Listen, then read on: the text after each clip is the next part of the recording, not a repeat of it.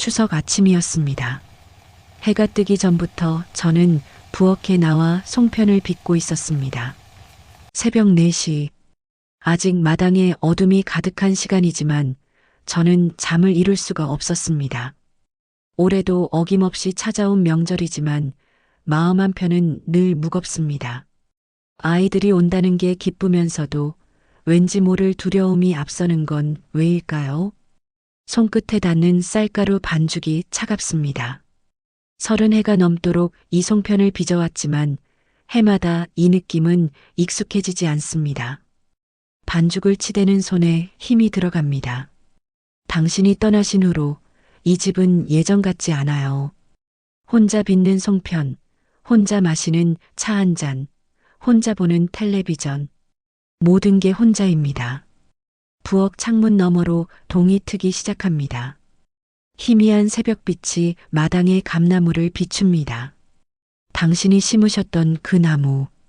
이제 30년이 넘었습니다.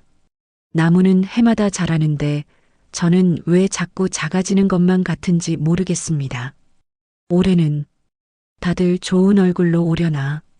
손주들 얼굴이나 보면 좋겠다 싶었지만 사실은 아이들과의 거리가 두렵습니다. 큰아들 민수는 작년 추석 이후로 연락이 뜸했고 며느리 은희는 늘 저를 대하는 게 불편해 보였습니다. 전화를 걸어도 어머니 바빠서요. 나중에 전화드릴게요라는 말뿐이었습니다. 나중에는 오지 않았습니다.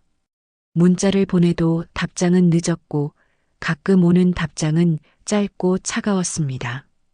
작은 아들 민호.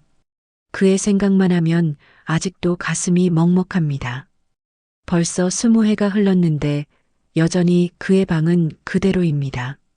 책상 위의 사진, 옷장 속의 옷들, 침대 위의 인형. 하나도 버리지 못했습니다. 가끔 그 방문을 열고 들어가 앉아 있으면 그 애가 금방이라도 문을 열고 들어올 것 같습니다. 마당에서 차 소리가 들렸습니다. 가슴이 쿵 내려앉습니다. 벌써 왔구나. 앞치마를 매만지며 거울을 보니 주름진 제 얼굴이 낯설게 느껴집니다. 70살이 넘은 이 나이에도 자식 앞에서는 왜 이렇게 작아지는지 모르겠습니다. 어머니, 왔어요.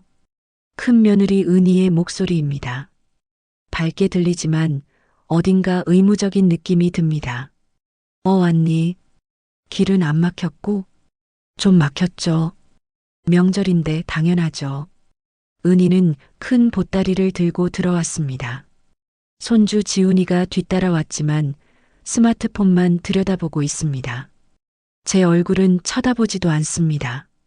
지훈아, 할머니한테 인사는? 안녕하세요. 고개도 들지 않고 하는 인사입니다. 17살. 이제 저 같은 할머니는 관심 바뀐가 봅니다. 섭섭하지만 뭐라 할 수도 없습니다. 어머니, 송편 벌써 다 빚으셨어요? 제가 좀 도와드릴 걸. 아니야, 괜찮아. 이제 거의 다 됐어. 은희는 부엌으로 들어와 송편을 살펴봅니다. 그 눈빛에서 뭔가 평가하는 듯한 느낌이 들었습니다. 제가 너무 예민한 걸까요? 아니면 정말로 저를 불편해하는 걸까요? 어머니, 송편 크기가 좀 들쭉날쭉한 것 같은데. 가슴이 철렁했습니다. 역시나. 아, 그래. 나이 들어서 손이 예전 같지 않아서. 괜찮아요. 제가 좀 다듬을게요. 은희가 송편을 만지작거리기 시작했습니다. 제가 새벽부터 정성껏 빚은 송편을 마치 제가 잘못한 것처럼요. 참아야 합니다. 며느리에게 좋은 시어머니가 되고 싶었으니까요. 하지만 왜 이렇게 마음이 아픈지 모르겠습니다. 민수는? 아버님. 차 주차하고 오실 거예요. 아버님. 그 호칭이 왠지 차갑게 들립니다. 예전에는 아버지라고 불렀는데 언제부터인가 존댓말과 함께 거리가 생긴 것 같습니다. 큰아들 민수가 들어왔습니다. 45. 이제 제 눈높이만큼 커버린 아들이지만 어딘가 피곤해 보입니다. 어머니, 안녕하세요. 그래, 왔니? 고생했다. 네. 민수는 거실로 가서 소파에 털썩 앉았습니다. 대화가 끊겼습니다. 무슨 말을 해야 할지 모르겠습니다. 예전에는 이렇지 않았는데, 당신이 계실 때는 당신이 아이들과 농담도 하고 이야기도 나누셨는데, 저는 왜 이렇게 서툰지 모르겠습니다. 송편을 찌는 김이 모락모락 올라옵니다. 솥뚜껑을 열자 하얀 김이 얼굴을 감쌉니다. 이 김 속에서라도 제 표정을 숨기고 싶습니다. 눈물이 날 것 같아서요. 왜 이렇게 서럽고 외로운지 모르겠습니다. 부엌 한편에 놓인 당신의 낡은 앞치마가 보입니다. 아직도 벽에 걸려 있습니다. 빨지도 못하고 버리지도 못하고 가끔 그 앞치마를 만져보면 당신 냄새가 나는 것 같아서 그냥 두고 있습니다. 제사상을 차리기 시작했습니다. 당신 사진 앞에 정갈하게 놓인 음식들, 당신이 좋아하시던 나물, 전, 그리고 송편. 해마다 똑같은 풍경이지만 해마다 다른 마음입니다. 사진 속 당신은 웃고 계십니다. 환하게 저를 바라보며 웃고 계십니다. 그 미소를 보면 가슴이 저려옵니다. 당신이 떠나신 지 벌써 10년. 하지만 아직도 새벽이면 옆자리에 손을 뻗곤 합니다. 그리고 차가운 이불만 만지고는 정신을 차립니다. 거실 벽에는 가족 사진이 걸려 있습니다. 민호가 20살 때 찍은 마지막 가족 사진. 우리 5 식구가 다 함께 웃고 있는 사진. 이제는 둘이 세상을 떠나고 셋만 남았습니다.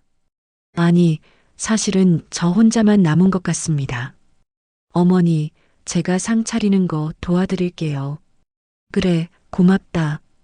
은희와 함께 제사상을 준비하는데 송편 접시를 옮기던 중이었습니다. 송편 하나가 바닥에 떨어졌고 그 안에서 뭔가 하얀 종이 조각이 나왔습니다. 어머니, 이게 뭐예요? 뭐가? 은희가 집어든 종이 조각. 그걸 보는 순간 제 심장이 멎는 것 같았습니다. 이럴 수가. 어떻게 이게 여기서. 어머니, 괜찮으세요? 얼굴이 하얗게 질리셨는데. 아, 아니야. 괜찮아. 손이 떨렸습니다. 그 종이를 빼앗듯 받아들었지만 이미 은희는 글씨를 본 것 같습니다. 심장이 터질 것 같습니다. 어떻게 이게 여기서 나온 걸까요? 제가 빚은 송편 속에서. 당신 정말 이렇게 하신 거였나요? 어머니, 그거 아버님 글씨 아니에요? 추석날 집에 진실을. 이게 무슨. 은희야, 그냥 옛날 편지야. 별거 아니야. 별거 아닌 게 왜 송편 속에 들어 있어요? 그것도 이렇게 접어서? 은희의 목소리가 날카로워졌습니다. 거실에 있던 민수도 이쪽을 쳐다봅니다. 지훈이도 스마트폰에서 고개를 들었습니다. 무슨 일이에요? 아버님이 남기신 편지 조각이 송편 안에 들어 있었어요. 제 손에서 편지를 빼앗아간 민수. 그 눈빛이 변했습니다. 어머니, 이게 대체 무슨 말입니까? 추석날 집에 진실을 전한다. 무슨 진실이요? 민수야, 그건. 말이 나오지 않았습니다. 30년을 숨겨왔던 일. 당신이 돌아가시기 전 마지막으로 제게 남긴 그 말들. 이제 드러나는 건가요? 어머니, 설마 집안 땅 문제랑 관련 있는 거 아니에요? 은희의 날카로운 질문. 역시 그 이야기였습니다. 작년에 민호 동생 제사 때도 그 이야기 나왔잖아요. 동생 땅 얘기. 설마 그거랑 관련 있는 건 아니죠? 민호. 그 이름만 들어도 가슴이 찢어집니다. 25세 교통사고로 세상을 떠난 둘째 아들. 이제 20년이 흘렀지만 아직도 그 아이 방은 그대로입니다. 어머니, 대답 좀 하세요. 민수의 목소리가 커졌습니다. 제 아들이 이렇게 화를 내는 모습을 본 게 언제인지 기억도 나지 않습니다. 민수야, 목소리 좀 낮춰. 제사도 지내야 하는데. 제사요? 지금 그게 중요해요? 아버지가 뭔가를 숨기고 돌아가신 거 아니에요? 뭐라 변명할 수가 없었습니다. 맞습니다. 당신은 뭔가를 남기고 가셨습니다. 하지만 그게 이렇게 드러날 줄은 몰랐습니다. 송편 속에 넣어두셨다는 것도, 제가 그걸 모르고 30년 동안 송편을 빚어왔다는 것도 모두 제 잘못입니다. 제가 더 세심하게 살펴야 했는데, 어머니, 혹시 편지가 더 있는 건 아니에요? 은희가 송편 접시를 뒤지기 시작했습니다. 은희야, 그러지 마. 어머니, 이거 봐요. 여기 또 있어요. 또 다른 송편에서 나온 종이 조각. 이번엔 더 긴 글귀가 적혀 있었습니다. 민호의 몫은 따로 남겨두었다. 순자, 당신만 알고 있거라. 순간 방 안의 공기가 얼어붙었습니다. 민호 몫이요? 동생이 죽은 지가 벌써 20년인데 무슨 몫을 남겨뒀다는 거예요? 민수의 목소리가 떨렸습니다. 화가 난 건지 배신감을 느낀 건지 알 수 없었습니다. 민수야, 진정해. 아직 다 확인도 안 했잖아. 확인이요? 어머니, 이게 아버지 글씨 맞죠? 맞다고 하세요. 소리를 지르는 민수. 이런 아들의 모습은 처음 봅니다. 언제나 조용하고 차분했던 아이가 이렇게 격해질 수 있다는 게 낯설었습니다. 맞다. 내 아버지 글씨야. 그럼 대체 뭘 남겨두셨다는 거예요? 집 뒤편 밭이요? 아니면 과수원? 은희가 끼어들었습니다. 어머니, 죄송하지만 우리도 알 권리가 있어요. 민수 씨는 장남이고 이 집안의 대를 이어가는 사람이에요. 근데 돌아가신 동생 몫을 따로 챙겨두셨다는 게 말이 돼요? 은희야, 그건 설마 민호 동생 제사 비용이나 묘 관리비 정도 아니었어요? 그 정도면 이해해요. 근데 만약 땅이나 재산 얘기라면 이건 좀 아니지 않아요? 은희의 말이 칼날처럼 날카로웠습니다. 맞습니다. 그 아이 말이 맞습니다. 하지만 제가 뭐라고 설명할 수 있을까요? 당신이 왜 그런 결정을 하셨는지 저도 처음엔 이해할 수 없었으니까요. 어머니, 송편에 편지가 더 있을 것 같은데 다 꺼내봐야 하는 거 아니에요? 민수가 송편 접시로 다가갔습니다. 민수야, 제발 그러지 마라. 제사상이잖니. 제사상이요? 제사는 나중에 지내면 되죠. 지금 이게 더 중요해요. 민수가 송편을 하나씩 쪼개기 시작했습니다. 제가 정성껏 빚은 송편들이 산산조각 나는 모습이 마치 제 마음 같았습니다. 있다. 여기 또 있어. 세 번째 편지 조각. 땅 문서는 안방 장롱 깊숙이 넣어두었다. 장롱이요? 어머니, 어머니 방 장롱 말하는 거예요? 은희가 벌떡 일어났습니다. 은희야, 지금 당장은. 지금이 아니면 언제요? 어머니, 죄송하지만 우리도 확인해야겠어요. 은희와 민수가 제 방으로 향했습니다. 저를 밀쳐내고라도 들어가려는 모습에 저는 그저 멍하니 서 있을 수밖에 없었습니다. 거실에 홀로 남겨진 저. 지훈이는 어느새 밖으로 나갔고 제사상만 덩그러니 남아 있습니다. 당신 사진이 저를 내려다보는 것 같았습니다. 정말 이렇게 되는 건가요, 당신? 이게 당신이 원하신 건가요? 무릎에 힘이 풀려 주저앉았습니다. 차가운 마루바닥이 뼈에 와닿습니다. 당신이 돌아가신 후로 이 집은 늘 차가웠습니다. 아무리 보일러를 틀어도 아무리 이불을 덮어도 마음속 추위는 가시지 않았습니다. 부엌에서 나는 소리가 들립니다. 은희와 민수가 제 방을 뒤지는 소리, 서랍을 여는 소리, 뭔가를 꺼내는 소리, 제 평생의 비밀들이 하나씩 드러나는 소리입니다. 어머니, 이게 뭐예요? 민수가 들고 나온 낡은 봉투. 그 안에는 토지 문서와 함께 또 다른 편지가 들어 있었습니다. 읽어봐요, 민수 씨. 은희가 재촉했습니다. 민수가 떨리는 손으로 편지를 펼쳤습니다. 민수야, 이 편지를 읽고 있다면 아마 나는 이미 세상을 떠났을 것이다. 미안하다. 내게, 그리고 내 어머니에게 평생 죄책감을 안고 살게 해서. 집 뒤편 과수원 3,000평은 원래 민호 이름으로 되어 있었다. 민호가 25에 죽기 전 내가 미리 명의를 넘겨준 것이다. 그 아이가 결혼하면 주려고 했던 땅이었다. 그 아이가 카페를 차리고 싶다고 했을 때 나는 거절했지만 사실 그 땅을 팔면 충분히 도와줄 수 있었다. 하지만 민호가 떠나고 나는 그 땅을 그대로 뒀다. 팔지도 내게 주지도 못했다. 왜냐하면 민수의 목소리가 떨렸습니다. 다음 문장을 읽기가 힘든 듯 숨을 고르고 있었습니다. 왜냐하면 그게 내 잘못으로 죽은 민호에게 해줄 수 있는 마지막이었기 때문이다.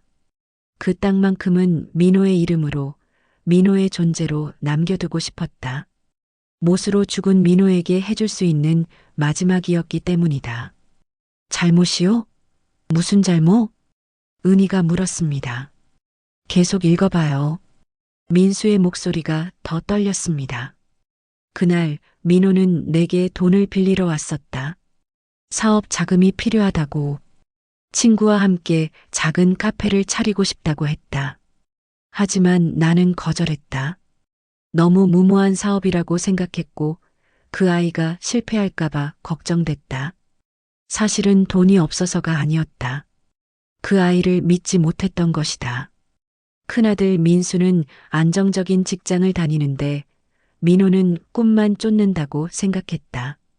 민호는 화를 내며 집을 나갔고 그날 밤 사고가 났다. 빗길의 과속으로. 그 아이가 마지막으로 한 말이 아직도 귓가에 맴돈다. 아버지는 형만 믿으시는구나. 저는 항상 둘째였어요. 민수가 더 이상 읽지 못하고 편지를 내려놓았습니다. 손이 떨리고 있었습니다. 저는 바닥에 주저앉았습니다. 그날의 기억이 생생합니다. 민호가 문을 쾅 닫고 나간 모습, 당신이 한숨을 쉬던 모습, 저는 당신을 말렸어야 했습니다. 돈을 빌려주세요. 그 애도 우리 아들이잖아요. 하지만 저는 아무 말도 하지 못했습니다. 그리고 그날 밤 한밤중에 걸려온 전화. 어머니, 아버지가 이런 죄책감을 안고 사셨던 거예요? 그래. 겨우 입을 열었습니다. 목소리가 갈라집니다. 내 아버지는 민호가 죽고 나서 단 하루도 편히 주무시지 못했어. 매일 밤 민호 꿈을 꾸셨고 술을 드시고 혼자 우셨어. 내가 돈을 빌려줬더라면 그 아이가 그렇게 급하게 나가지 않았을 거라고. 민호가 마지막으로 한 말, 아버지는 형만 믿으시는구나라는 그 말이 당신을 평생 괴롭혔어. 눈물이 흘러내렸습니다. 참으려 했지만 참을 수가 없었습니다. 저도 죄책감이 들었어요. 제가 당신을 말렸어야 했는데, 민호한테 돈을 빌려주라고 했어야 했는데, 하지만 저는 아무 말도 못했어요. 남편 말씀에 순종하는 게 아내의 도리라고 배웠으니까요. 그게 제 잘못이에요. 그래서 그 땅을 민호 이름으로 남겨두신 거예요? 그것밖에 할 수 있는 게 없었어. 너희 아버지는 그게 최선이라고 생각하셨어. 그 땅이라도 민호 이름으로 남겨두면 그 애가 이 세상 어딘가에 존재하는 것 같다고 하셨어. 민수가 고개를 떨구었습니다. 은희도 말없이 서 있었습니다. 은희의 눈가도 붉어져 있었습니다. 근데 어머니는 왜 이 사실을 숨기고 계셨어요? 은희의 목소리가 조금 부드러워졌습니다. 말한다고 달라질 게 뭐가 있겠니? 민호는 이미 죽었고 너희 아버지도 돌아가셨는데 그냥 이대로 묻어두는 게 나을 것 같았어. 너희까지 괴롭힐 필요가 없다고 생각했어. 하지만 어머님도 혼자 그 짐을 지고 계셨잖아요. 얼마나 힘드셨어요? 은희가 다가와 제 손을 잡았습니다.